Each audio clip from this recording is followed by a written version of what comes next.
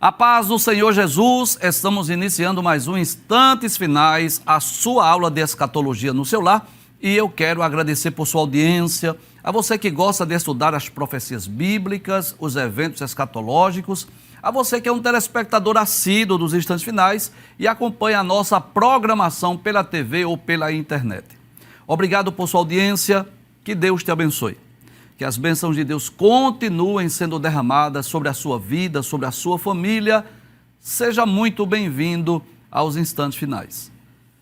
Eu espero que você esteja gostando do programa e que não só os Instantes Finais, mas toda a programação da Rede Brasil esteja sendo uma bênção para a sua vida, para a sua família, não é? Se você já é cristão, se você já é evangélico, nosso desejo é que você possa crescer espiritualmente, que você seja edificado através do estudo das profecias bíblicas e dos eventos escatológicos.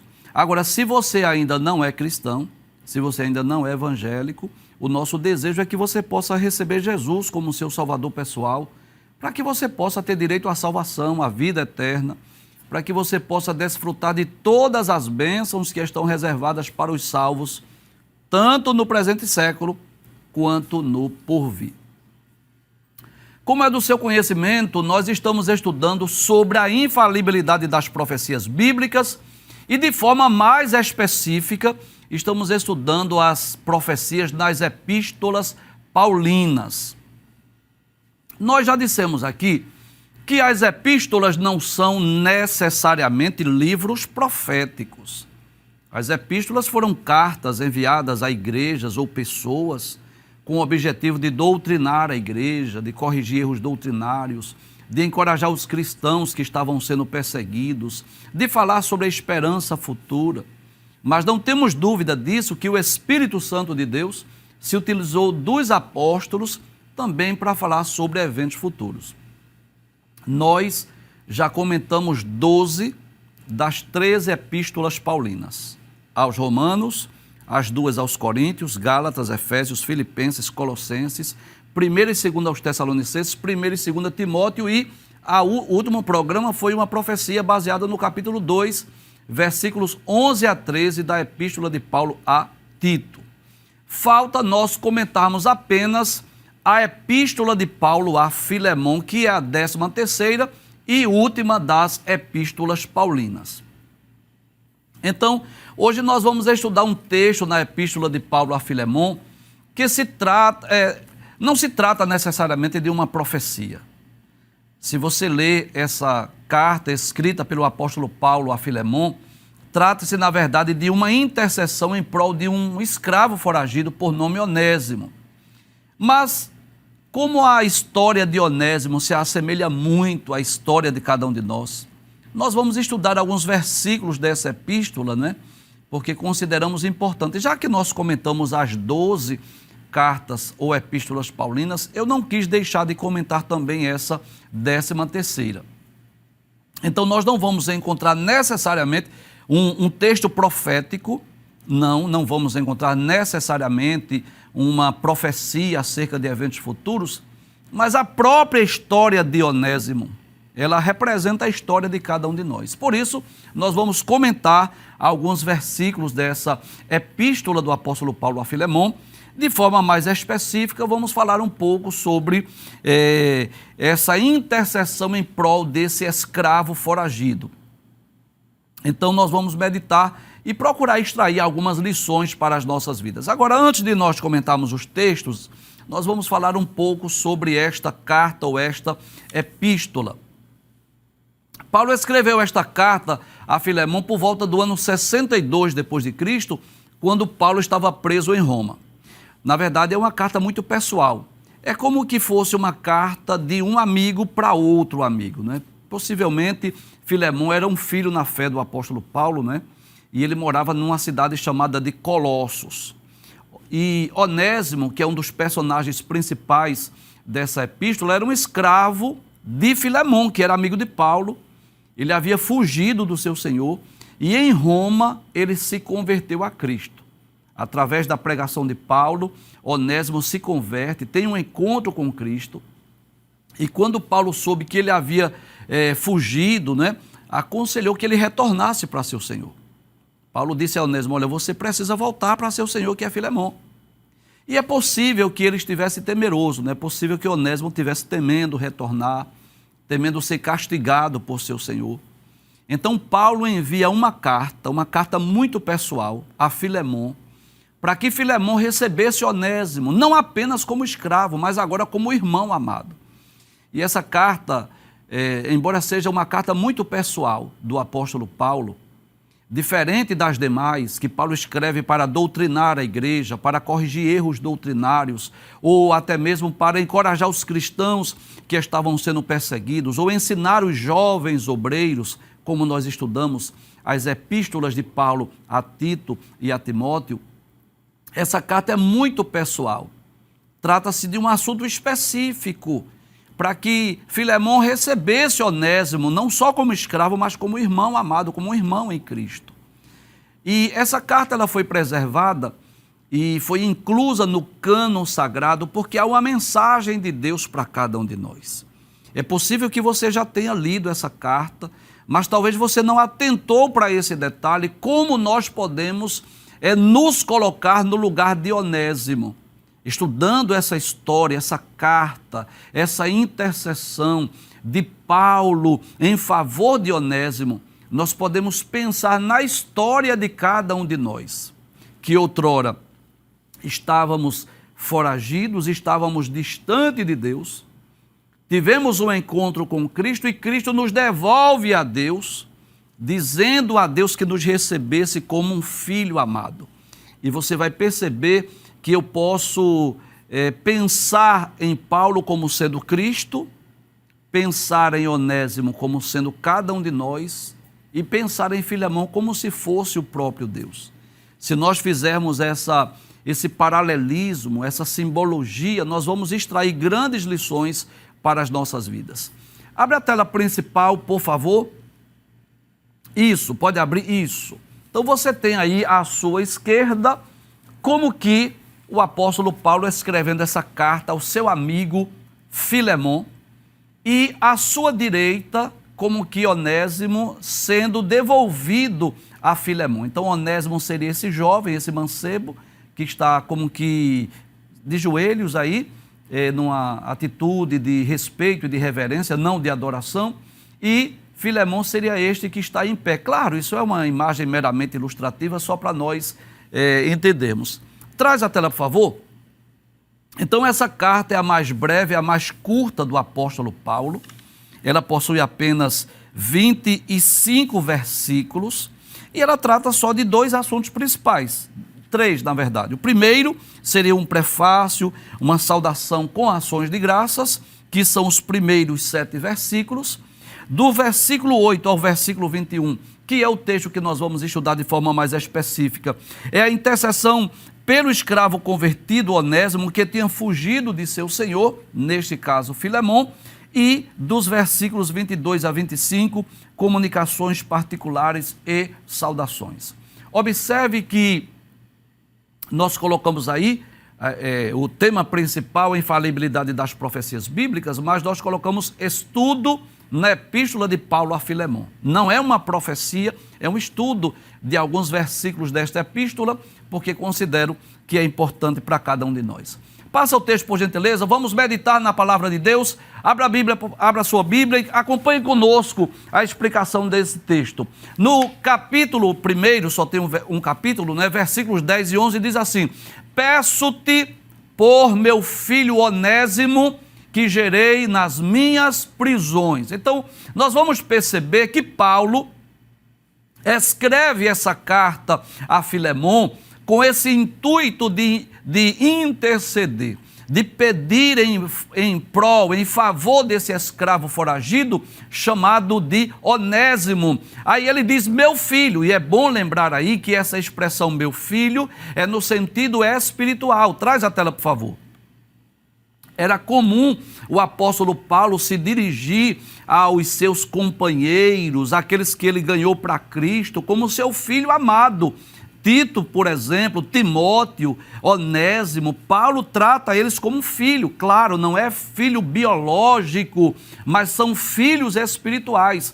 E eu já falei aqui, você sabe disso, que o apóstolo Paulo, quando estava preso, Paulo não ficava ali como que de cabisbaixo, ou estivesse ali triste, chorando, amargurado, angustiado, depressivo, ansioso, não. Paulo, quando estava preso, ele via a oportunidade de pregar o evangelho. Quando ele escreve, por exemplo, a carta aos Filipenses, ele diz que toda a guarda pretoriana ouviu a mensagem do evangelho. Ele diz que as suas prisões serviram de proveito para o evangelho. Então, mesmo quando Paulo estava preso, Paulo aproveitava a oportunidade para pregar o evangelho. E eu quero me dirigir agora com exclusividade aos nossos irmãos que se converteram muitas vezes na prisão e estão atrás das grades. Essa é a verdade. Eu tenho certeza disso, que alguns dos nossos queridos telespectadores estão lá em algum presídio, estão presos, talvez por algum crime que fizeram no passado. E quem sabe foram presos, e na prisão, esse lugar de dores, esse lugar de sofrimento, esse lugar de tristeza, esse lugar de amargura, tornou-se um lugar de encontro com Cristo. Querido, eu quero lhe dizer que muitas vezes Deus permite que isso aconteça exatamente para que o homem tenha um encontro com Cristo. Deus se aproveita muitas vezes, se utiliza das circunstâncias adversativas, para quê? Para que as pessoas tenham um encontro com Cristo. Então, se você teve um encontro com Cristo e está na prisão, em vez de estar lamentando, em vez de estar triste, murmurando, talvez você esteja aí, quem sabe, de cabisbaixo, quem sabe esteja aí angustiado. Vamos fazer o que Paulo fez. Aproveite para pregar o evangelho aos seus companheiros de cela, aos seus companheiros aí do presídio. Seja um instrumento de Deus, seja um canal de Deus, seja um porta-voz de Deus, seja um pregador do evangelho. Aproveite para pregar o evangelho. Para quê? Da mesma forma como você teve a oportunidade de ter um encontro com Cristo atrás das grades, outros colegas, outros companheiros também têm essa oportunidade. Já imaginou, por exemplo, se Paulo tivesse preso e tivesse lá revoltado com Cristo, revoltado com o evangelho? Com certeza ele não teria ganhado Onésimo para Cristo. Com certeza ele não teria escrito essa carta a Filemão para interceder por Onésimo. Mas veja que Paulo aproveitou aquela oportunidade para pregar o evangelho. E não só pregar o evangelho, para escrever essa carta de intercessão a Filemão em prol de Onésimo, que agora era filho na fé do apóstolo Paulo. Abre o texto mais uma vez. Aí ele diz: peço-te por meu filho Onésimo, que gerei nas minhas prisões. Eu estava preso, mas eu aproveitei para pregar o evangelho. E dentre as pessoas que se converteram aqui através da minha pregação, um deles foi Onésimo. Aí Paulo diz: o qual noutro tempo te foi inútil. Ou seja, houve um momento que, traz a tela por favor, que Onésimo fugiu do seu senhor e se tornou inútil para Filemão. Aí Paulo diz, volta o texto: mas agora a ti e a mim muito útil, eu te tornei a enviar. Olha, se coloque no lugar de Onésimo. Houve um período de tempo que nós estávamos como que inúteis diante de Deus, que nós não estávamos servindo a Deus, que nós não estávamos fazendo a vontade de Deus. Eu posso falar da minha vida, da minha experiência. Houve um período da minha vida em que eu estava distante de Deus, distante de Cristo, distante da Bíblia, distante do Evangelho.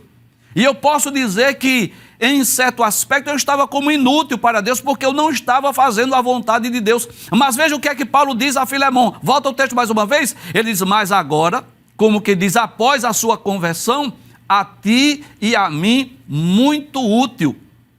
Então, pensando em Onésimo aqui como aquele pecador que se converte a Cristo, é como se esse pecador que estava distante de Deus, distante de Cristo, distante do Evangelho, que era como que um inútil, ele agora tornou-se útil. Que coisa interessante, Paulo diz tanto a mim quanto a ti. Volta ao texto mais uma vez. Mas agora a ti e a mim, muito útil, eu te tornei a enviar.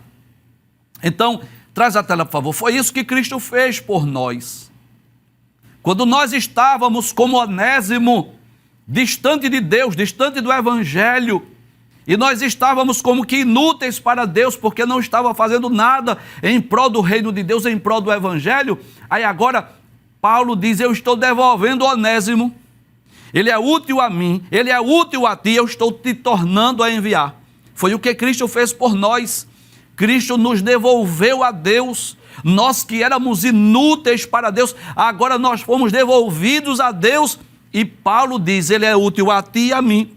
Eu posso dizer que nós tanto somos úteis a Cristo, como somos úteis para Deus, o Pai. Passa o texto, por gentileza, no versículo de número, pode passar, por favor, versículo de número 12 a 14, pode abrir a tela, por favor. Aí Paulo diz assim, e tu torna a recebê-lo como ao meu coração. Traz a tela, que coisa interessante. Paulo diz, Filemon, eu não quero que você receba Onésimo como escravo. Eu não quero que você olhe, quando Onésimo chegar aí, Filemon, ele vai levando essa carta em sua mão. Talvez um tanto apreensivo, preocupado, sem saber como Filemon vai recebê-lo, sem saber quais os castigos que ele esperam, mas ele está indo com essa carta. E Paulo diz, torna a recebê-lo como ao meu coração. Sabe o que era que Paulo estava dizendo? Quando você olhar a face, você olhar o semblante de Onésimo, faça de conta que sou eu mesmo, receba como se fosse a mim mesmo, receba como se fosse o meu coração. É como se Paulo estivesse dizendo, Filemon, cuide de Onésimo, faça de conta que sou eu mesmo, faça de conta que é o meu coração. E não foi isso que Deus fez por nós? Não foi isso que Cristo fez por nós? Cristo nos devolveu a Deus e disse, recebe como se fosse o meu coração. Então, quando Deus olha agora para cada um de nós, Ele não olha simplesmente como pessoas comuns, pessoas quaisquer, mas Ele olha como se fosse o próprio Cristo, o coração de Cristo na vida de cada um de nós. Volta o texto mais uma vez. Aí ele diz, eu bem o quisera conservar comigo. Eu vou ser sincero, Filemon, eu queria que ele ficasse aqui comigo, para que por ti me servisse nas prisões do Evangelho. Ele me seria muito útil aqui. Se ele estivesse comigo aqui, poderia me ser útil, poderia me ajudar, me fazer companhia, poderia pregar o Evangelho comigo, poderia me ajudar quando eu precisasse, por exemplo, escrever essas cartas. De alguma forma, eu queria conservá-lo comigo. Aí ele diz, mas nada quis fazer sem o teu parecer, para que o teu benefício não fosse como por força, mas voluntário. Eu não quis fazer isso. Eu poderia dizer, Onésimo, fica aqui comigo, não volte mais não.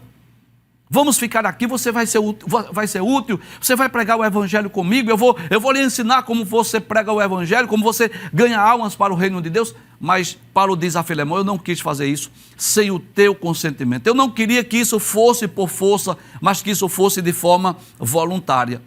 E é o que Deus quer de cada um de nós. Que nós voltemos para Deus, mas de forma voluntária. Que nós não sejamos levados a Deus só por força, mas de forma voluntária. O que Deus quer de nós é um coração contrito, um coração quebrantado, um coração voluntário, que nós possamos servir a Deus não com medo do castigo, não com medo do inferno, mas servir a Deus de forma voluntária, de livre e espontânea vontade. É esse o trabalho, o serviço que Deus espera de cada um de nós. Passa o texto, por gentileza, versículo de número 15 e 16.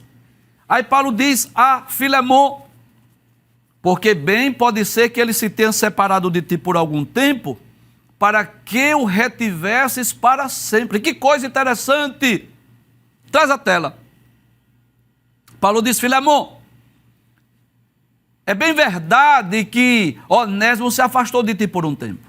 A Bíblia não diz, nós não sabemos ao certo por quanto tempo Onésimo esteve foragido de Filemon, esteve fugitivo, fugindo do seu senhor, mas a verdade é essa, ele esteve separado por um tempo. Mas Paulo diz assim, mas eu vou devolvê-lo para que ele esteja contigo para sempre. Pode ficar tranquilo, Filemon, que Onésimo não vai fugir mais. Ele não vai mais fugir da sua casa, da sua residência. Ele vai continuar contigo para sempre. E esse é o desejo de Deus para cada um de nós.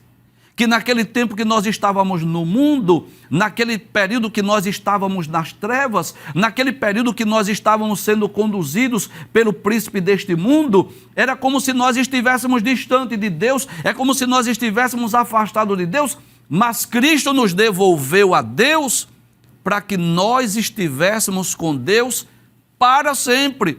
Esse é o desejo de Cristo, que nós voltemos para Deus para nunca mais nos afastar, para nunca mais fugir, para nunca mais nos desviar. Enquanto estivermos em vida, possamos servir a Deus, amar a Deus, temer a Deus, fazer a vontade de Deus e, claro, depois da morte ou do arrebatamento, aí estaremos a eternidade inteira com Deus. Então, a história de Onésimo foi assim.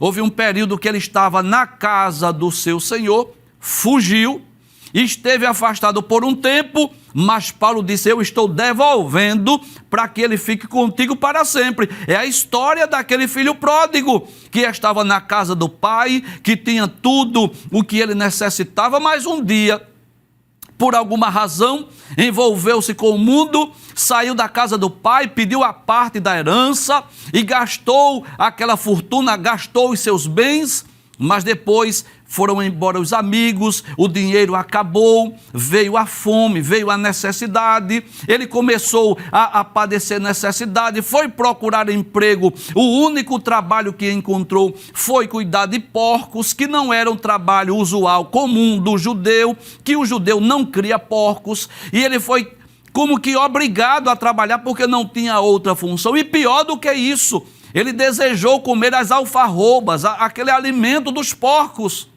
E foi nessa ocasião que ele caiu em si, que ele lembrou-se da casa do pai, que ele disse, quantos jornaleiros, e jornaleiros aí você sabe, mas eu vou explicar, porque tem novos convertidos assistindo o programa. Não é quem vendia jornal, jornaleiros era aquele trabalhador que recebia pela diária, por dia. Não recebia um salário no final do mês, era diária de serviço. Então chamava-se os jornaleiros, aqueles que trabalhavam por uma jornada de trabalho diária. E ele diz, quantos jornaleiros, ou seja, trabalhadores de meu pai, tem fartura, tem abundância, e eu aqui padecendo necessidades. Aí ele disse, eu levantar-me-ei, irei ter com meu pai, eu direi, pai, eu pequei contra os céus perante ti, eu não sou digno de ser chamado teu filho, mas faze-me um dos teus trabalhadores, um dos teus jornaleiros. E aquele filho volta, quem sabe pensando consigo, como o pai iria recebê-lo.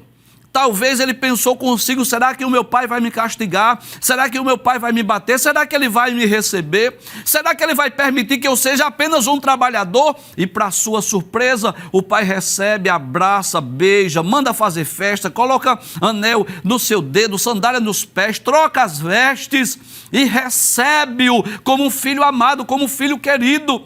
E foi essa a experiência de Onésimo. Onésimo volta para o seu senhor, pensando consigo, como é que Filemon vai me receber? Será que eu vou ser castigado? Será que ele vai ainda me receber? E quando ele chega com uma carta. E de quem é essa carta? É de um amigo. Qual é o amigo? Paulo. E quando Filemon abre aquela carta, é Paulo intercedendo, dizendo, recebe Onésimo como se fosse eu mesmo, recebe-o como se fosse o meu coração. Olha, ele esteve separado de ti por um tempo, mas eu estou te devolvendo para que ele fique contigo para sempre. E esse é o desejo de Deus, que o pecador, quando vem a Deus através de Cristo, ele venha para ficar com Deus para sempre.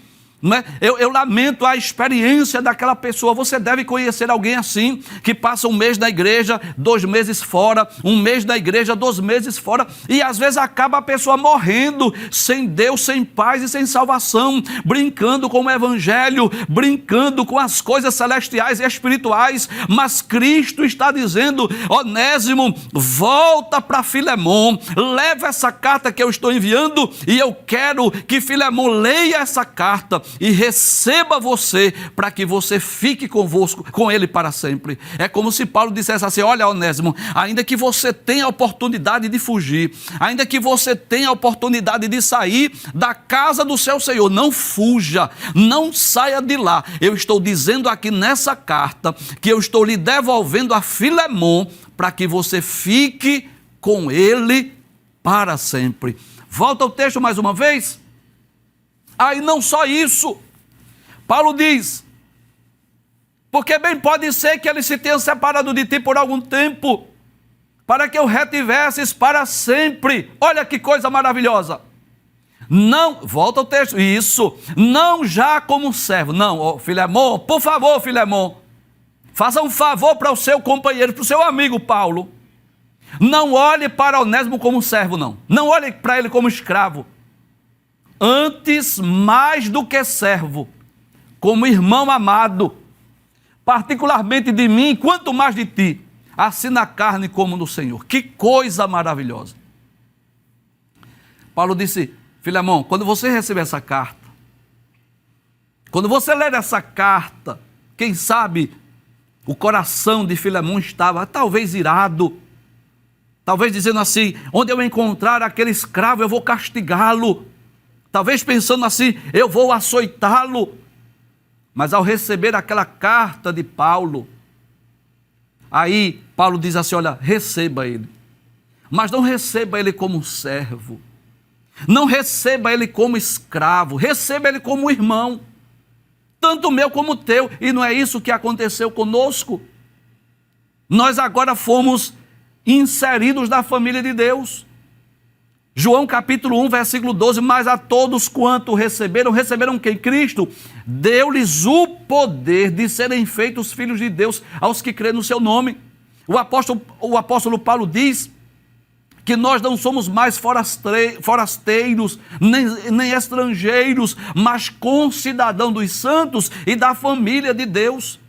Então, Cristo nos devolve a Deus e dizendo assim: Deus, Pai, não recebe mais ele como um servo, não recebe ele como um escravo, mas como um irmão amado. E é assim que Deus olha para nós, como seus filhos, como irmãos de Jesus.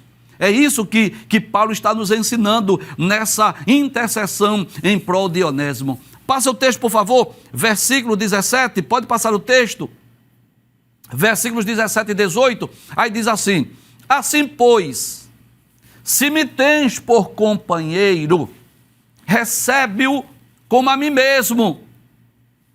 Traz a tela, por favor. Era Paulo dizendo: Filemon, não olhe mais para o semblante de Onésimo como o semblante daquele escravo, mas receba como se fosse eu mesmo. Faça de conta que sou eu que estou chegando na sua casa. Faça de conta que é Paulo que está entrando pelas suas portas. Recebe como a mim mesmo. E é o que Cristo fez por nós. Nos devolveu a Deus, os homens, todos nós que estávamos separados, estávamos destituídos da glória de Deus, porque o pecado passou a toda a humanidade. Romanos capítulo 5, versículo 12 diz isso: como por um homem entrou o pecado no mundo, e pelo pecado a morte, assim a morte passou a todos os homens. Em Romanos capítulo 3, versículo 23, Paulo diz que todos pecaram e destituídos estão da glória de Deus. Em Romanos 6 e 23 diz: o salário do pecado é a morte. Veja que coisa interessante. E qual era o salário que nós merecíamos? A morte. Aí Paulo continua dizendo: mas o dom gratuito de Deus é a vida eterna. Então Paulo intercede por Onésimo, dizendo: Filemon, recebe Onésimo como se fosse eu mesmo. Olhe o semblante, a face de Onésimo e faça de conta que você está me vendo. Faça de conta que é Paulo que está chegando na sua casa. E é o que Deus faz por nós. Ele olha para nós como se fosse o próprio Cristo, o próprio Jesus, o seu próprio Filho. Nós nos tornamos filhos de Deus a partir do momento que nós cremos em Cristo. Abre a tela mais uma vez. Aí ele diz: e se te fez algum dano, ou se te deve alguma coisa, põe isso na minha conta. Que coisa maravilhosa. Traz a tela. A Bíblia não detalha. E eu também não posso acusar Onésimo de ter furtado ou roubado alguma coisa de seu. Não posso acusar de forma alguma. A Bíblia não diz isso. Eu não vou dizer que Onésimo fugiu e roubou alguma coisa. Não vou dizer isso. Mas é como se Paulo dissesse assim: olha, se ele te deve alguma coisa, se ele te fez algum dano, põe isso na minha conta. E foi exatamente isso que ocorreu com Cristo. Jesus nunca cometeu pecado algum. Em Hebreus capítulo 4, versículo 15 e 16, diz que ele em tudo foi tentado, mas sem pecado. Então Jesus veio ao mundo, viveu aqui de uma forma íntegra. Durante os seus 33 anos de vida, aproximadamente aqui na terra, viveu de forma íntegra, irrepreensível. Nunca cometeu pecado algum, nem por pensamento, nem por palavra, nem por obras e nem por omissão.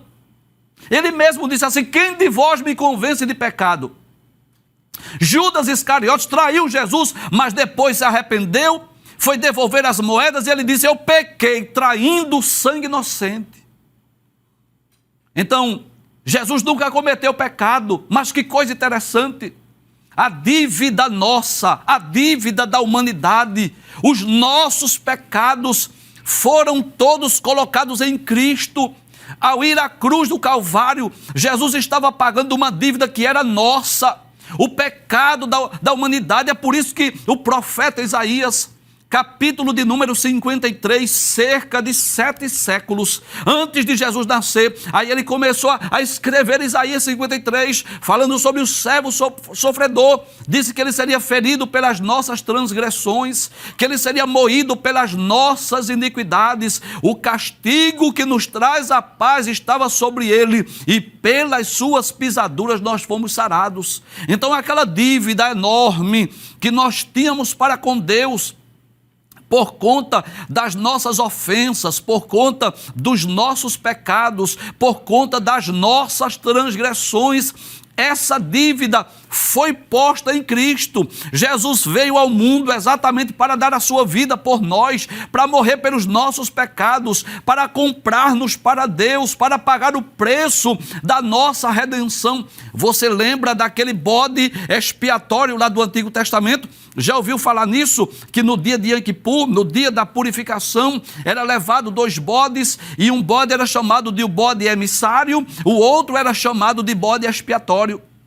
E era imposta as mãos sobre a cabeça daqueles 2 bodes. O bode emissário era lançado ao deserto e o bode expiatório era morto, era sacrificado. Era como se os pecados da nação de Israel estivessem agora sobre aquele bode, sobre aquele animal, e ele fosse morto para que o povo de Israel pudesse ter o perdão dos pecados. E é por essa razão que os hebreus costumavam levar suas ofertas, suas ovelhas, os seus novilhos, os seus animais para serem mortos. E os hebreus no dia a dia, não é? Esse bode expiatório era uma vez no ano, mas no dia a dia o hebreu levava aquele animal e impunha as mãos sobre a cabeça do animal, do carneiro ou do cordeiro, e era como se houvesse uma transferência de pecados, e o carneiro era morto no lugar do hebreu.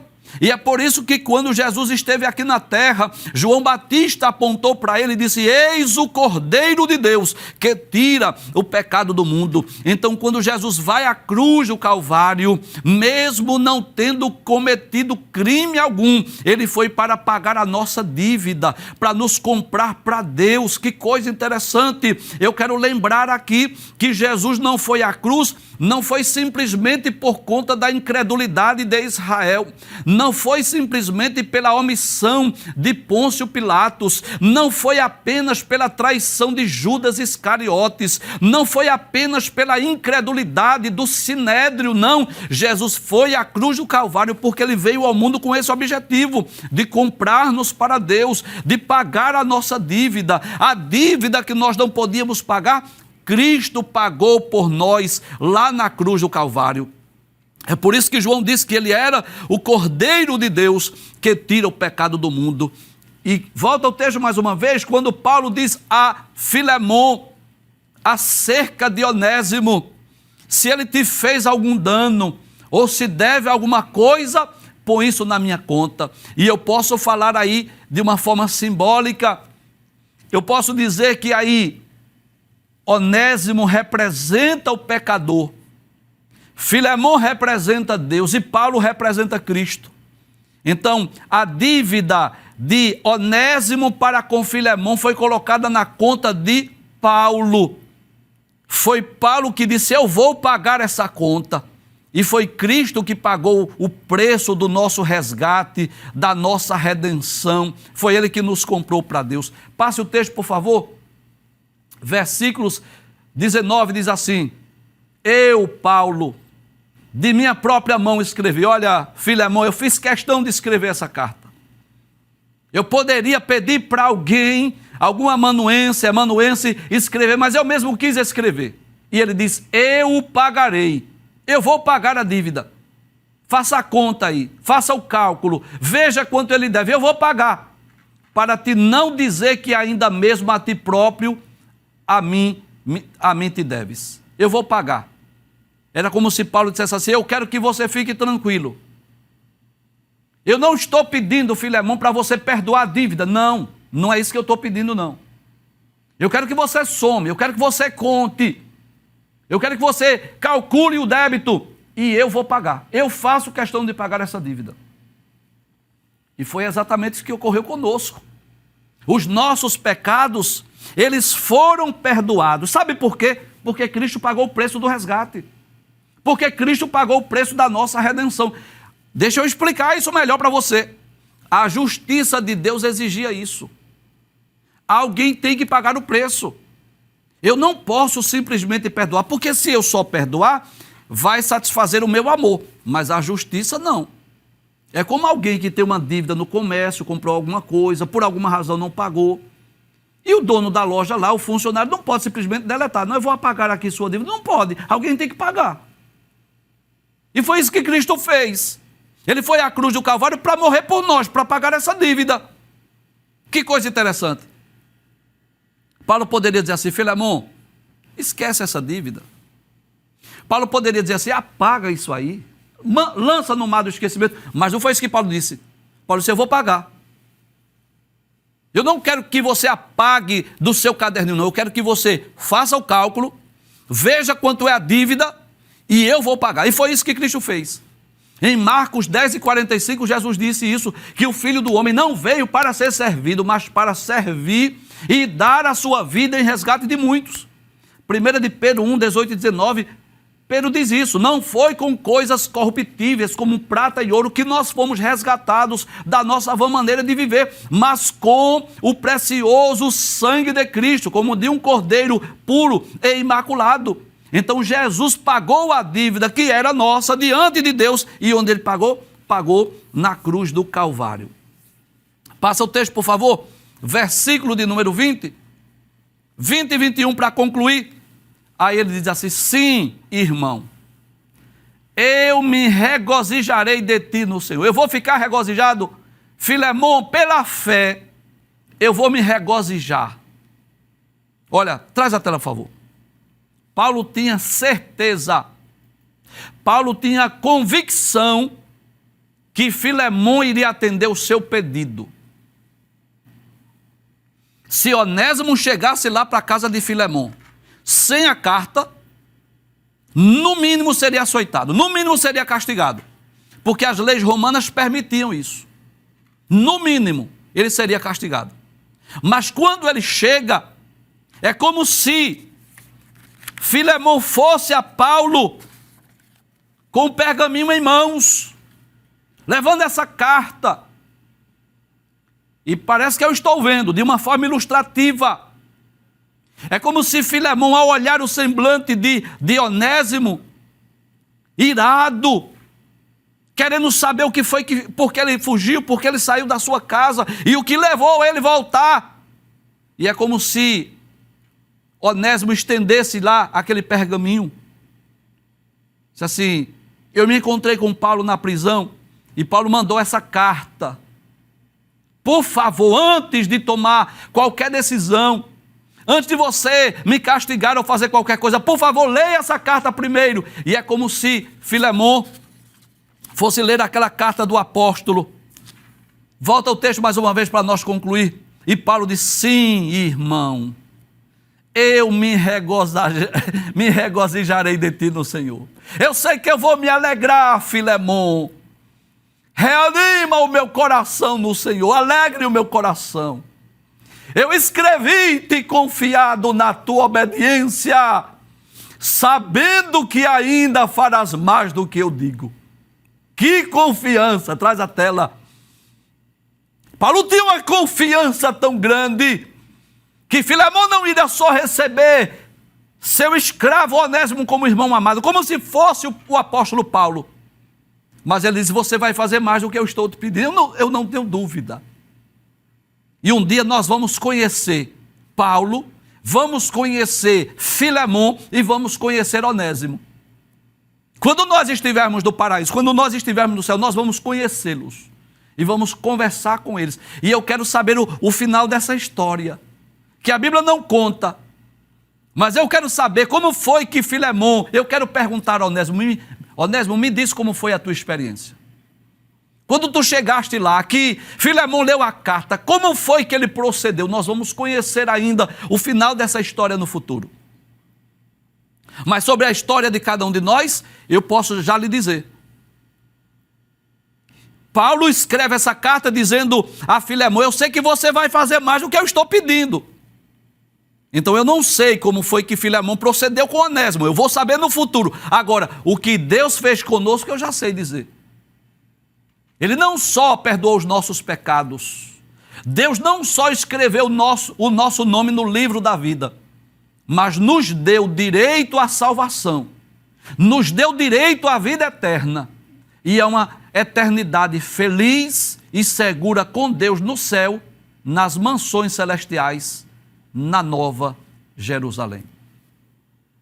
Nós estamos chegando ao final do programa e você que está acompanhando sabe que nós concluímos o estudo das profecias nas epístolas paulinas. Se Deus permitir, no próximo programa, nós vamos iniciar o estudo das profecias nas epístolas gerais e vamos iniciar estudando uma profecia lá da Epístola aos Hebreus, que é o único livro do Novo Testamento cuja autoria é desconhecida. Até o próximo encontro, se Deus assim nos permitir.